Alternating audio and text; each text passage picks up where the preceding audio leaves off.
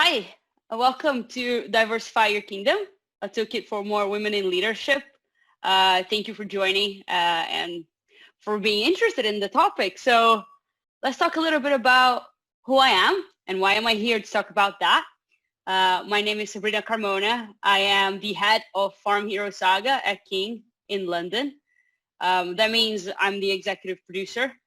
I've been working with games for more than 10 years.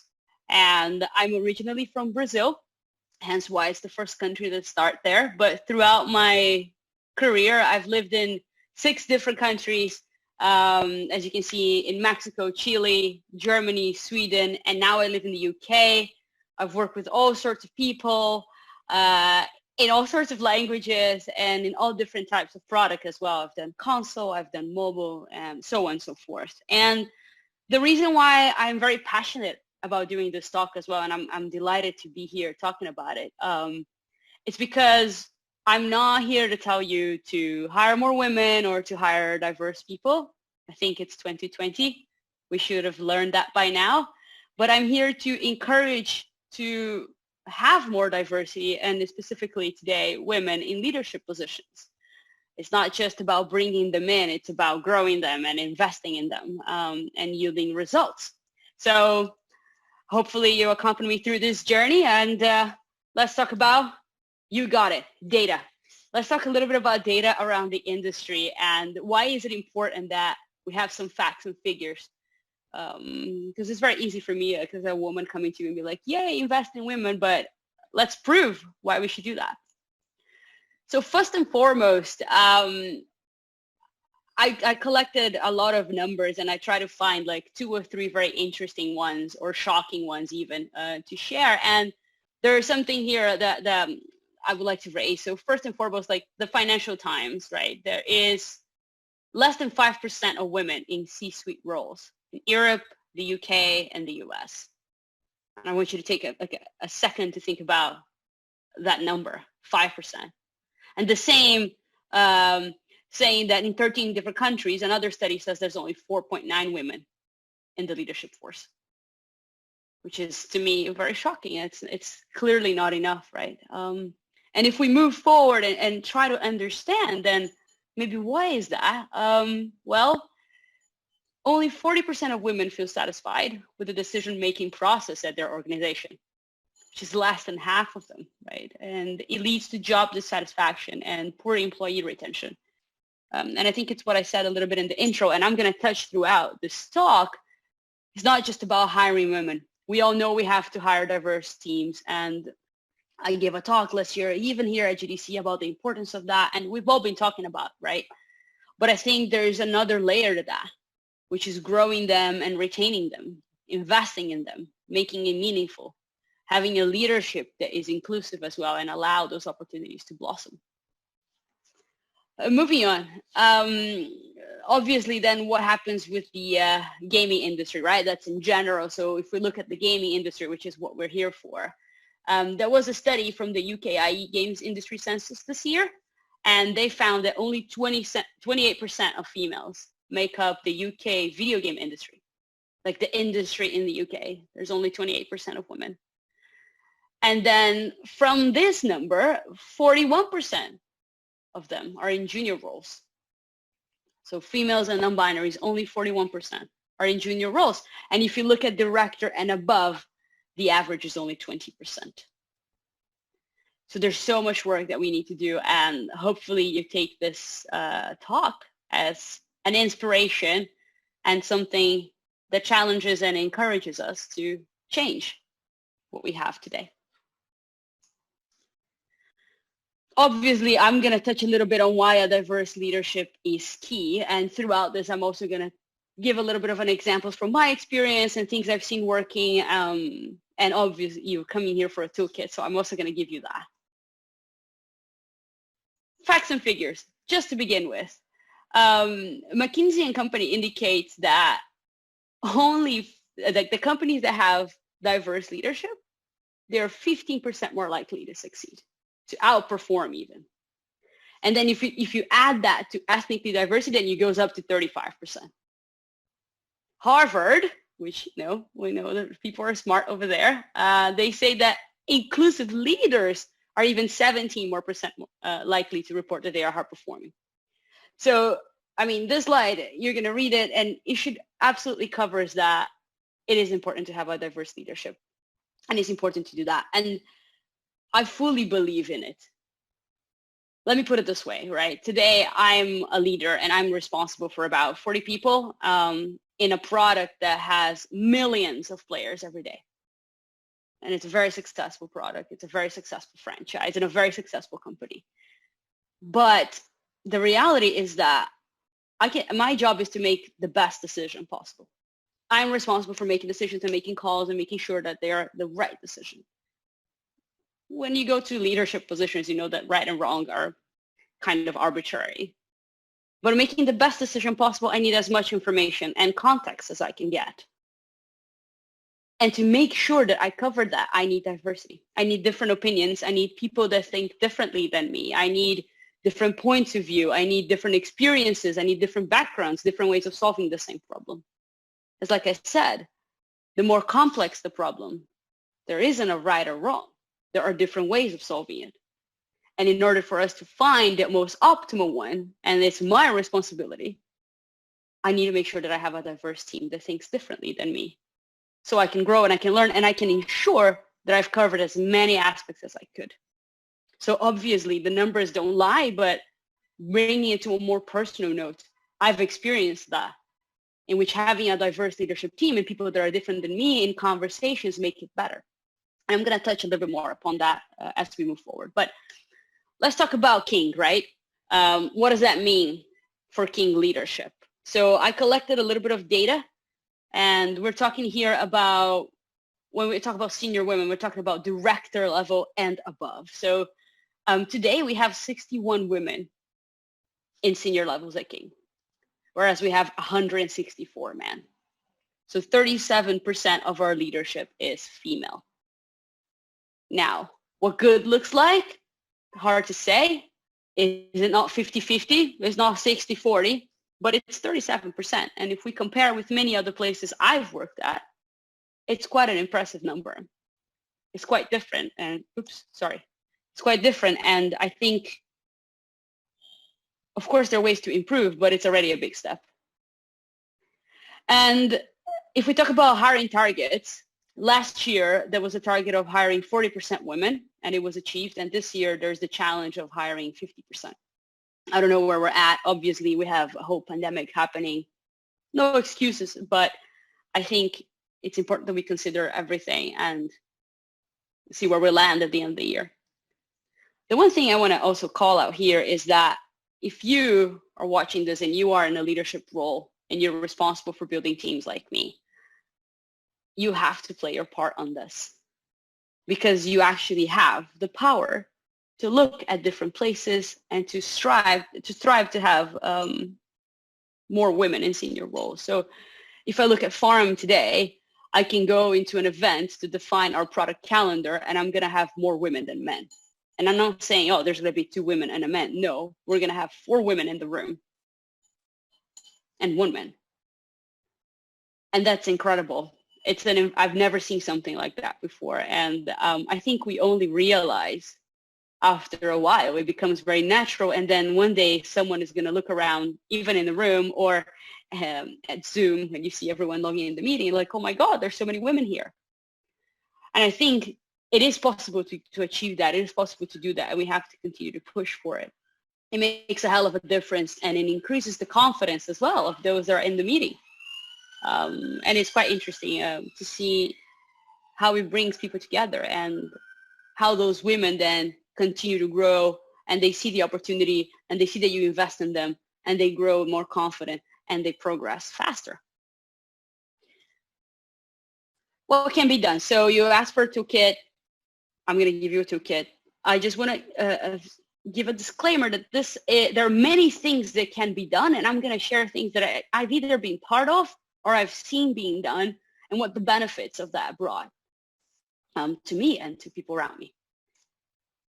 So first and foremost, it's about industry meetups, right? I know that this GDC is an obvious example, but I think it's very important for you to feel empowered enough to host meetups with women in your own studio, in your own company, in your own location. And besides that, we are all now, or most of us are now working from home, and we're all very remote, and we have proven the barriers can be broken. So nothing stops us from getting together and sharing our experiences and understanding our challenges. I put a poster of something that I've attended last year that was organized by Power to Fly. And it's not advertising or anything, but it was an incredible opportunity. I think we were, 50, 60 women on the floor of Natural Motion from all different companies. I think 4 or 5 of us from King went there. And it was so special to like see a floor full of game makers that were just like me. I mean, no one is exactly like me, but I could relate to them. I could see them. They look like me. They talk like me. They had similar challenges. There were a lot of foreigners as well.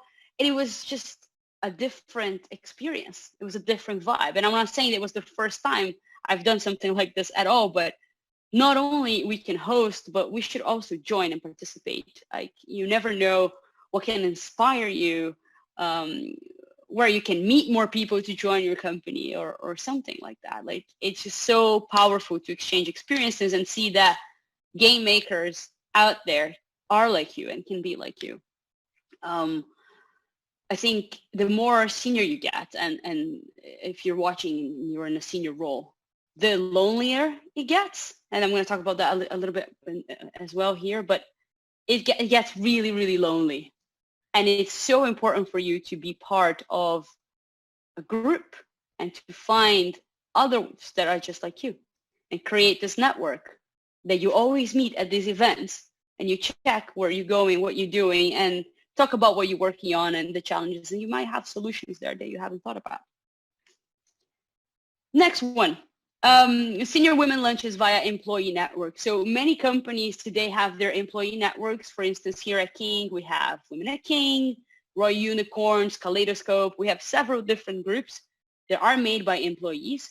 And they have organized more than once these lunches or panels in which they invite either senior women, and here's an example, obviously, but other diverse people to talk about their experiences and how they got where they are.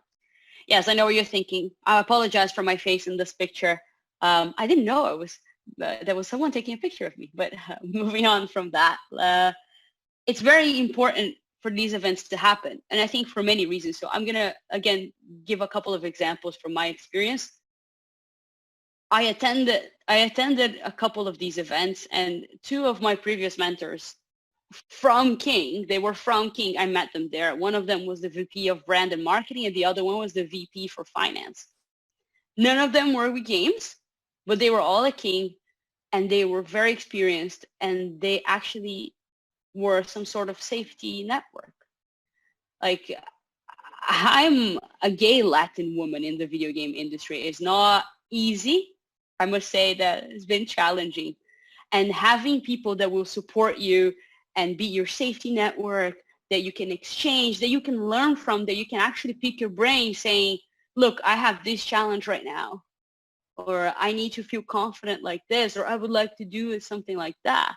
And have someone just talk you through, coach you through, and mentor you through it makes a whole difference. And it did for me. And at the same time, as you can see, like, I was part of it. And I had people reaching out to me saying either like, oh, I want to join the studio and I want to work with you, or I want to be you, or I want to be in your role. And then it allows me also to give it back to the community, and allows me to open doors and opportunities, because I build teams, and nothing more is it's more, I think, special than the passion that we have in this industry, and us as game makers feel about the products and the people that we work with. So why not encourage more women to do so? Then obviously leadership training for women, right? And I think there's a couple of differences and highlights that I want to call here. I've seen many people saying, yeah, we'll do training for women. We'll put them in public speaking. So a lot of women speakers at the conference right now. And to be honest, of course, that is an important skill to have should they want to develop themselves into that role. But it's not the only thing we need. And I say we because I've been put in, and people have put me forward to do that. And I said, oh, it's not something I feel like I want to develop right now. There are other things that for me would make me more efficient in my job or in my role. The one thing I wanted to call out here is we're talking about leadership, right? So King developed this training, and the goal is to develop senior women into executives. Is to make sure that they go into an executive level, that they're not just a senior artist or a senior programmer or a senior producer even. Like, yes, we need to get them into that level, right? But it's more than that. It's further than that. How to make sure that they understand diversity of authority, that they have proper coaching, that they focus on strategies to develop resilience, how they find their presence, and so on and so forth. I'm not going to lie. There's a lot of resilience needed, and it's not an easy path. And not everyone thinks like this, but it's important for us to push and to create an internal group that will be developed that will have the succession plan objective. And I think it's also important to focus the learning into something that's tangible. Obviously, learning a new skill and developing on that is important for everyone, but having the goal of a proper role or a level to be, that's much more attractive. And then that way it increases retention of employees as well. The other thing is visibility and face time with company and studio leaders, right? So this picture I have here, I took it a print screen from a session that we had last month. So all the women in the London game studio met with the president of King, and we had a 1 hour with him with a free form Q&A. And it was so interesting because obviously, like, we wanted to understand how King wants to invest in women. We wanted to ask questions, and it was a very open conversation. And every woman of every level in the studio got to be part of this, and they got to talk to him, in which maybe they had never had the opportunity of doing that before, or they didn't feel empowered to do that. And here we were, like, just reaching out to him and asking questions, and he was answering as if it was just a conversation.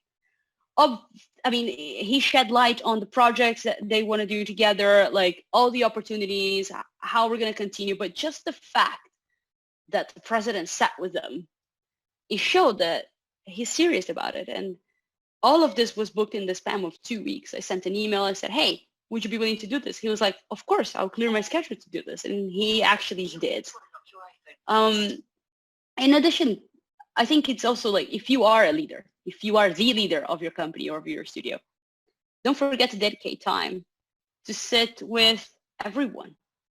Like, I mean, we're all remote right now, so it's really difficult for us to see people. Like, we don't see people on the floor. We don't get to go to them and talk to them. So I also try to make time for my team and make myself available and reach out to different people, all different types of people, hopefully everyone, right? But if you're trying to bring diversity to your leadership and you want to invest in bringing more women to your leadership, so spend time with them. The other part of this is that he listened to us, to our concerns. And one thing we discussed was, what does recognition look like for us? What does recognition look like for you? It might be different. Aligning on these expectations, it's priceless. And it doesn't require much effort to do so.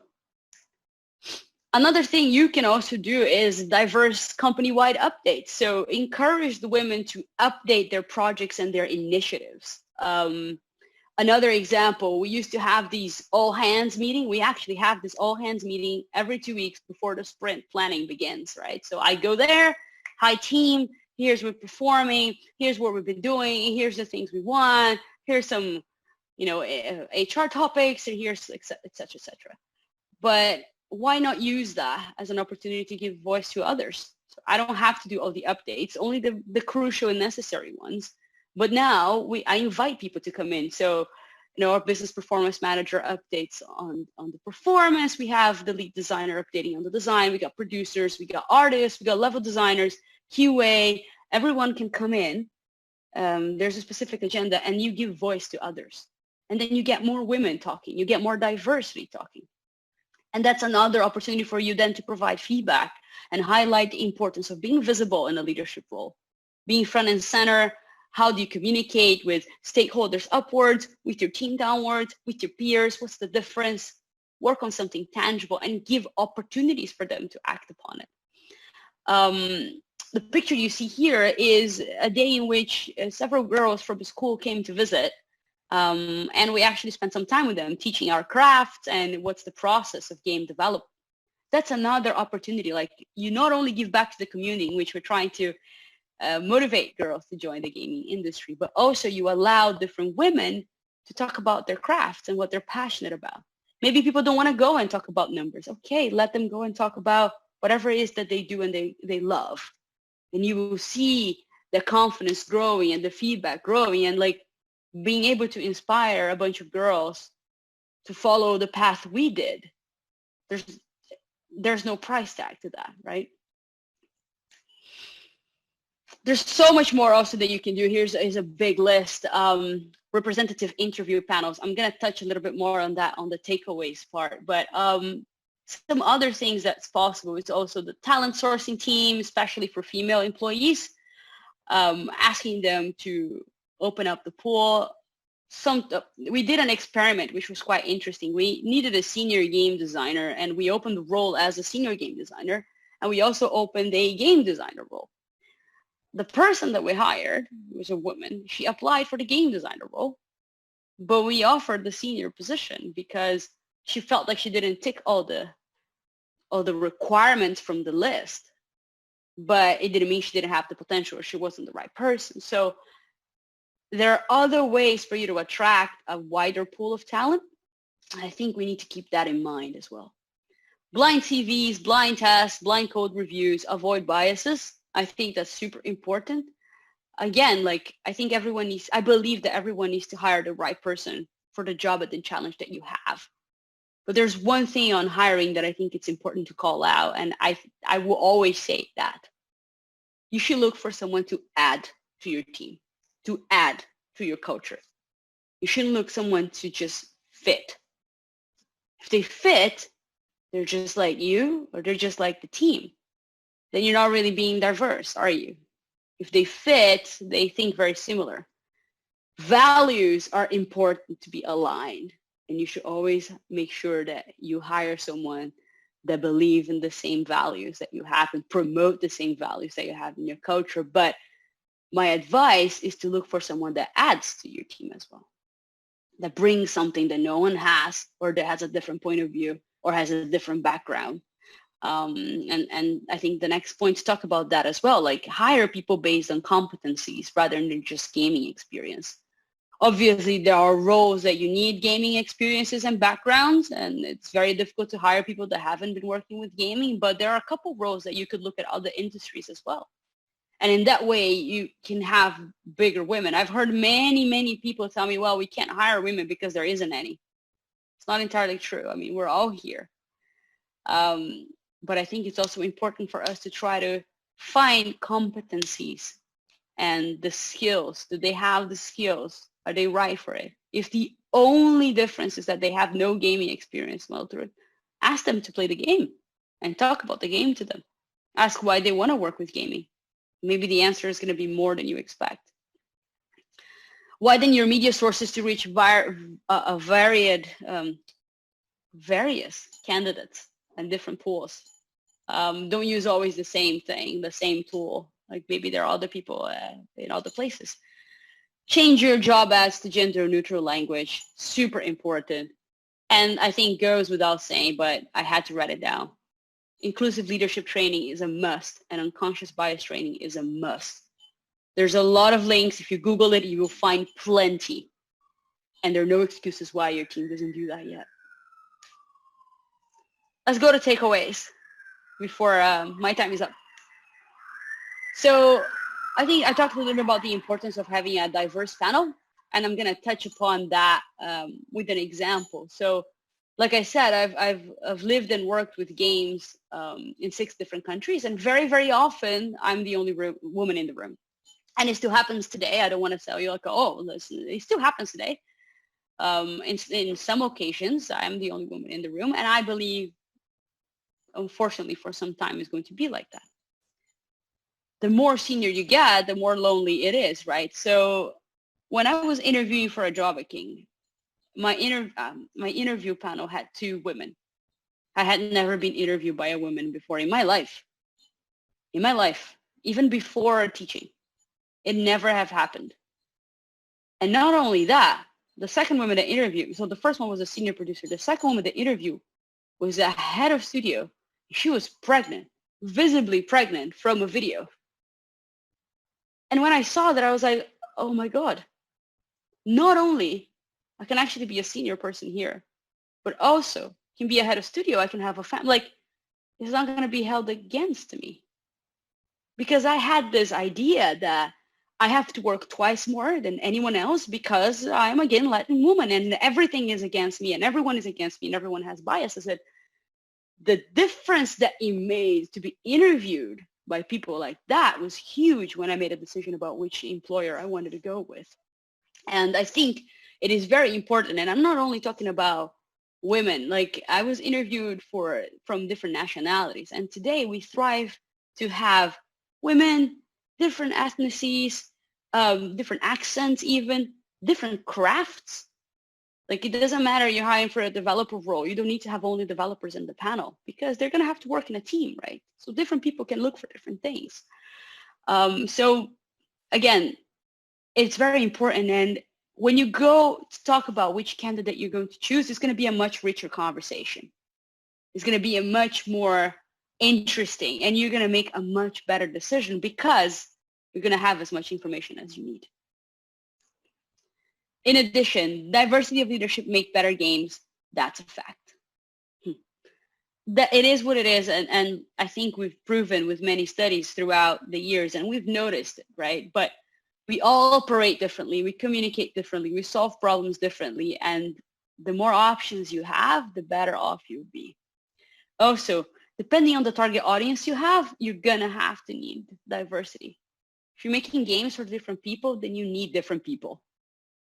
Can't cater for everyone. So it's important for you to be challenged, for you to grow yourself as well.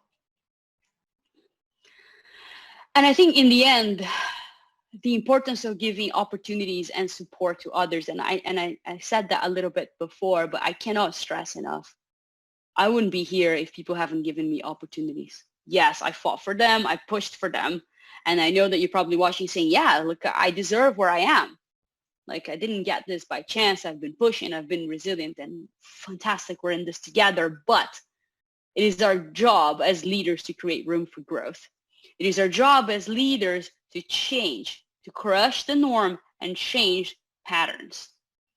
It's important to hire more women, but it's just one step. It's imperative that we invest in them, that we grow them, that we retain them, that they see the value. They feel safe, they feel confident, they believe that this is the place that they should be for the long run because there's room for them in the beginning. But not only that, I think I'm here to say that it's important as a leader to create an environment in which everyone has a voice.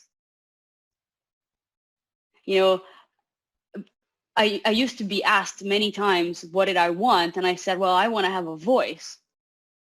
And for many years, I thought that what I wanted was to be accepted for who I am. I want to be accepted, you know, because I'm different and I want people to accept me. But then lately, to be honest, in the last year and a half, I changed that. I want to succeed because of who I am. I want to succeed because I'm different, because I'm a woman, because I'm from Brazil, because I've worked with this, because I've done that. Those are ingredients that makes me different, hence special, hence good. This is why I want to succeed. I don't want to be accepted anymore. And you shouldn't want to just be accepted. We should all provide opportunity for people to succeed because of who they are. And we cannot expect everyone to agree and to understand, but it's up to us to make the first step. And the first step, again, is to listen. Learn and listen. Make sure that we include everyone, especially women, on different channels. Make sure we give people a voice. Make sure we challenge our biases. Make sure we create opportunity. We invest in people. We're game makers and we're team builders. So thank you.